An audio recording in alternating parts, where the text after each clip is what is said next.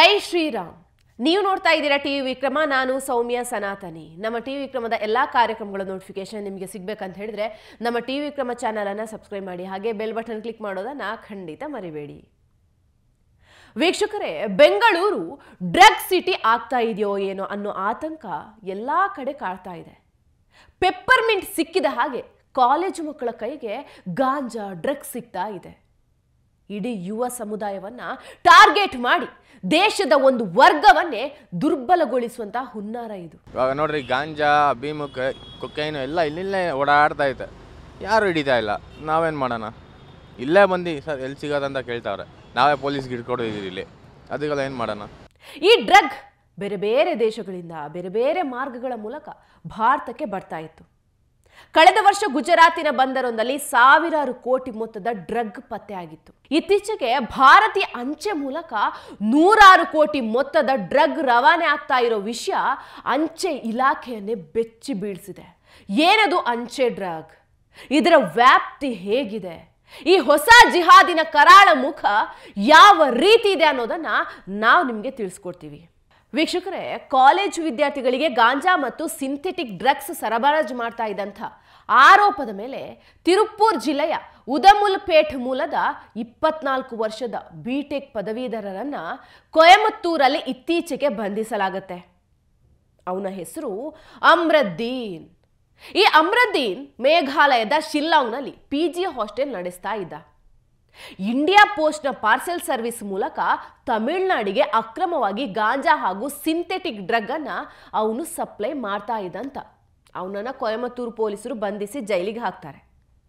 ಆತ ಶಿಲ್ಲಾಂಗ್ನಿಂದ ಪೋಸ್ಟ್ ಮೂಲಕ ವಿದ್ಯಾರ್ಥಿಗಳಿಗೆ ಹಾಗೆ ತಮಿಳುನಾಡಿನ ಡ್ರಗ್ ಪೆಡ್ಲರ್ಗಳ ಗುಂಪಿಗೆ LSD ಹಾಗೆ ಡ್ರಗ್ ಮಾತ್ರೆಗಳನ್ನು ಸರಬರಾಜು ಮಾಡ್ತಾ ಇದ್ದಂತ ಕೊಯಮತ್ತೂರು ನಗರದ ಉಪ ಪೊಲೀಸ್ ಆಯುಕ್ತ ಡಾಕ್ಟರ್ R ಸ್ಟಾಲಿನ್ ಹೇಳಿಕೆ ಬೇರೆ ಕೊಟ್ಟರು. ಹಾಗೆ ಪಾರ್ಸೆಲ್ ಮೂಲಕ ಸುಮಾರು 4 kg ತೂಕದ ಡ್ರಗ್ ಅನ್ನು ಕಳಿಸ್ತಾ ಇದ್ದಂತೆ. ಆ ಮೂಲಕ ಅದು ತಮಿಳುನಾಡಿನ ಬೇರೆ ಬೇರೆ ಕಡೆ ಸಪ್ಲೈ ಮಾಡ್ತಾ ಇದ್ರು ಅಲ್ಲಿನ ಪೆಡ್ಲರ್ಗಳು.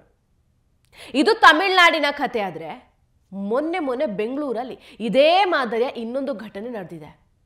ಇಲ್ಲಿ 22 ಕೋಟಿ ರೂಪಾಯಿ ಮೌಲ್ಯದ ವಿವಿಧ ಮಾದರಿಯ ನಿಷೇಧಿತ ಮಾದಕ ವಸ್ತುಗಳನ್ನ CCBಯ ಮಾದಕ ದ್ರವ್ಯ ನಿಗ್ರಹ ದಳದ ಅಧಿಕಾರಿಗಳು ವಶಕ್ಕೆ ಪಡಿತಾರೆ. ಅದು ಬರ್ತಾ ಇದ್ದದ್ದು ಕೂಡ ಮತ್ತದೇ ಇಂಡಿಯಾ ಪೋಸ್ಟ್ನ ಪಾರ್ಸೆಲ್ ಸರ್ವಿಸ್ ಮೂಲಕ.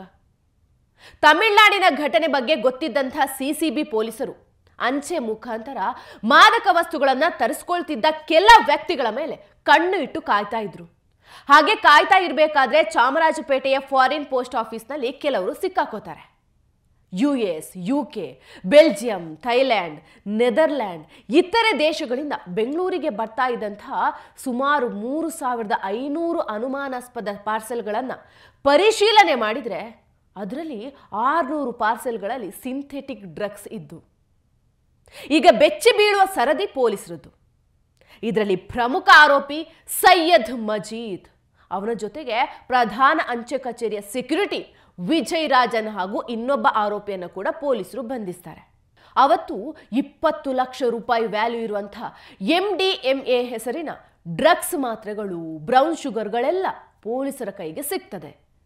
ಈ ಡ್ರಗ್ಗಳು ಪಾಕಿಸ್ತಾನ, ಡೆನ್ಮಾರ್ಕ್, ಅಮೆರಿಕ, ನೆದರ್ಲ್ಯಾಂಡ್ಗಳಿಂದ ಭಾರತದೊಳಗೆ ತರಲಾಗ್ತಾ ಇತ್ತು. ಒಟ್ಟಾರೆ ವಿದೇಶಗಳಿಂದ ಕೇವಲ ಬೆಂಗಳೂರು ನಗರಕ್ಕೆ 200 ಕೋಟಿಗೂ ಹೆಚ್ಚು ಮೌಲ್ಯದ ಮಾದಕ ವಸ್ತುಗಳು ಬಂದಿದೆ ಅನ್ನೋದನ್ನ CCB ಹೇಳ್ತಾ ಇದೆ. ವಿದೇಶಿ ಪೆಡ್ಲರ್ಗಳ ಜೊತೆ ಈ ಸ್ಥಳೀಯ ಪೆಡ್ಲರ್ಗಳು ಮಿಂಗಲಾಗಿ ಅಂಚೆ ಇಲಾಖೆಯ ಮೂಲಕವೇ ಅಂತಾರಾಷ್ಟ್ರೀಯ ಮಟ್ಟದ ಮಾದಕ ವಸ್ತು ಪೂರೈಕೆ ಮಾಡ್ತಾ ಇದ್ದಾರೆ ಅನ್ನೋದನ್ನ ನಂಬಲಿಕ್ಕೆ ಸ್ವತಃ ಅಂಚೆ ಇಲಾಖೆಯೇ ಸಿದ್ಧ ಇಲ್ಲ. ಪೊಲೀಸರು ಕೂಡ ಈ ಹೊಸ ಜಿಹಾದ್ ನೋಡಿ ಬೆಚ್ಚು ಬಿದ್ದಿದ್ದಾರೆ. ಅವರೀಗ ಎಲ್ಲಾ ಕಡೆಯಿಂದಲೂ ಈ ಡ್ರಗ್ ಜಾಲದ ಮೇಲೆ ಮುಗಿಬಿದ್ದಿದ್ದಾರೆ ಅನ್ನೋ ಸುದ್ದಿ ಇದೆ. ಕೆಲ ಪೆಡ್ಲರ್ಗಳನ್ನ ವಶಕ್ಕೆ ಪಡ್ಕೊಂಡು ವಿಚಾರಣೆ ನಡೆಸಲಾಗ್ತಾ ಇದೆ. ಅಂಚೆ ಡ್ರಗ್ಸ್ ಪೂರೈಕೆ ಜಾಲದ ಕುರಿತು ಹಲವು ಮಾಹಿತಿಗಳು ಸಿಕ್ಕಿದೆ ಅಂತ ಹೇಳ್ತಾ ಇದ್ದಾರೆ. ಆದರೆ ಮುಂದೆ ಏನಾಗುತ್ತೋ ಗೊತ್ತಿಲ್ಲ. ಪೊಲೀಸರ ಪ್ರಕಾರ 2-3 ವರ್ಷದಲ್ಲಿ ಅಂದಾಜು 100ರಿಂದ 200 ಕೋಟಿಗೂ ಅಧಿಕ ಮೌಲ್ಯದ ಡ್ರಗ್ಸ್ ವಿದೇಶದಿಂದ ಬೆಂಗಳೂರು ನಗರಕ್ಕೆ ಪೂರೈಕೆ ಆಗಿದೆ. ಕೆಲವರು ಆನ್ಲೈನ್ ಮೂಲಕ ನೇರವಾಗಿ ತರಿಸ್ಕೊಂಡವರು ಇದ್ದಾರೆ. ಥೈಲ್ಯಾಂಡ್ ಸೇರಿ ಹಲವು ದೇಶಗಳಲ್ಲಿ ಕಾನೂನುಬದ್ಧವಾಗಿ ಗಾಂಜಾ ಮಾರಾಟಕ್ಕೆ ಅವಕಾಶ ಇದೆ. ಹಾಗಾಗಿ ಪೆಡ್ಲರ್ಗಳು ಹಾಗೂ ವ್ಯಸನಿಗಳು ಡಾರ್ಕ್ ವೆಬ್ ಮೂಲಕ ವಿದೇಶಗಳಿಂದ ಅಂಚೆಗಳಲ್ಲಿ ಡ್ರಗ್ಸ್ ತರಿಸ್ಕೊಳ್ಳೋದು ಕೂಡ ಇದೆ. ಈಗ ಅಂಚೆ ಡ್ರಗ್ ಪ್ರಕರಣ ಹೊರಗೆ ಬೀಳ್ತಾ ಇದ್ದಂತೆ ಡ್ರಗ್ಸ್ ಪಾರ್ಸೆಲ್ಗಳ ಮೇಲಿರುವಂತಹ ವಿಳಾಸವನ್ನ ಪತ್ತೆ ಮಾಡಿ ಅವರನ್ನ ಹೆಡೆಮೂರಿ ಕಟ್ಟುವಂಥ ಕೆಲಸ ಶುರು ಮಾಡಿದ್ದಾರೆ. ಪೊಲೀಸರು ಒಬ್ಬೊಬ್ಬರನ್ನೇ ಅರೆಸ್ಟ್ ಮಾಡ್ತಾ ಇರೋದು ಗೊತ್ತಾಗ್ತಾ ಇದ್ದಂಗೆ ಬಹುತೇಕ ಮಂದಿ ವಿಳಾಸ ಬದಲಿಸಿ ಮನೆ ಬದಲಾಯಿಸ್ತಾ ಇದ್ದಾರೆ. ಇನ್ ಕೆಲವರು ಪಾರ್ಸೆಲ್ಗಳ ಮೇಲಿರುವ ವಿಳಾಸಗಳಲ್ಲಿಯೇ ಕೆಲವರು ವಾಸಿಸ್ತಾ ಇದ್ದಾರೆ. ಆದರೆ ಪಾರ್ಸೆಲ್ಗೂ ತಮಗೂ ಯಾವುದೇ ಸಂಬಂಧ ಇಲ್ಲ ಅಂತ ಸಬೂಬು ಹೇಳೋಕೆ ಶುರು ಮಾಡಿದ್ದಾರೆ ಅಂತ ಪೊಲೀಸರು ಹೇಳ್ತಾ ಇದ್ದಾರೆ. ಒಟ್ಟಾರೆ ಈ ಗಾಂಜಾ ಡ್ರಗ್ಸ್ ಸಮಾಜವನ್ನ ಒಳಗೊಳಗೆ ಕೊಲ್ತಾ ಇದೆ. ಇದು ಒಂಥರ ಕ್ಯಾನ್ಸರ್ ರೀತಿ ನಮ್ಮೊಳಗೆ ಹಬ್ತಾ ಬರ್ತಾ ಇದೆ. ಒಬ್ಬ ಡ್ರಗ್ ಗಿರಾಕಿಯಿಂದ 2 ಕುಟುಂಬಗಳು ನಾಶ ಆಗುತ್ತೆ. ಒಬ್ಬ ಡ್ರಗ್ ತಗೊಂಡ್ರೆ 2 ಕುಟುಂಬ ಹೇಗೆ ನಾಶ ಆಗುತ್ತೆ ಅಂತ ನೀವು ಕೇಳಬಹುದು. ಒಬ್ಬ ಡ್ರಗ್ ಅಡಿಕ್ಟ್ ಇಂದ ಅವನ ಕುಟುಂಬ ನಾಶ ಆಗುವುದಲ್ಲದೆ ಅವನಿಂದ ಅನವಶ್ಯಕವಾಗಿ ತೊಂದರೆಗೆ ಒಳಗಾಗುವ ಕುಟುಂಬ ಕೂಡ ಅನ್ಯಾಯವಾಗಿ ಸರ್ವನಾಶ ಆಗುತ್ತೆ. ಭಾರತದಲ್ಲಿ ಈ ಡ್ರಗ್ ಮಾಫಿಯಾ ಬಲವಾಗಿ ಬೇರೂರ್ಲಿಕ್ಕೆ ಪಾಕಿಸ್ತಾನದ ಗುಪ್ತಚರ ಸಂಸ್ಥೆ ISI ಸಾವಿರಾರು ಕೋಟಿಯನ್ನ ವಿನಿಯೋಗಿಸ್ತಾ ಬಂದಿರುವುದು ಈಗ ಗುಟ್ಟಾಗಿ ಉಳಿದಿಲ್ಲ. ಆ ಮೂಲಕ ಇಲ್ಲಿನ ಯುವ ಜನರನ್ನ ದುರ್ಬಲಗೊಳಿಸುವುದು ಪಾಕಿಸ್ತಾನದ ಹುನ್ನಾರ.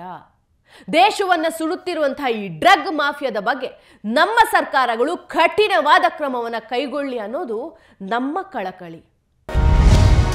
ಟಿವಿ ವಿಕ್ರಮ, ದೇಶ ನಿಮ್ಮ ಕೈಯಲ್ಲಿ. ಈ ಕಾರ್ಯಕ್ರಮ ನಿಮಗೆ ಇಷ್ಟ ಆಗಿದ್ದಲ್ಲಿ ಲೈಕ್, ಶೇರ್ ಹಾಗೂ ಕಮೆಂಟ್ ಮಾಡಿ. ಟಿವಿ ವಿಕ್ರಮದ ಕಾರ್ಯಕ್ರಮಗಳನ್ನು ನಿರಂತರವಾಗಿ ವೀಕ್ಷಿಸಲು ಸಬ್ಸ್ಕ್ರೈಬ್ ಮಾಡಿ, ಬೆಲ್ ಐಕನ್ ಒತ್ತಿ.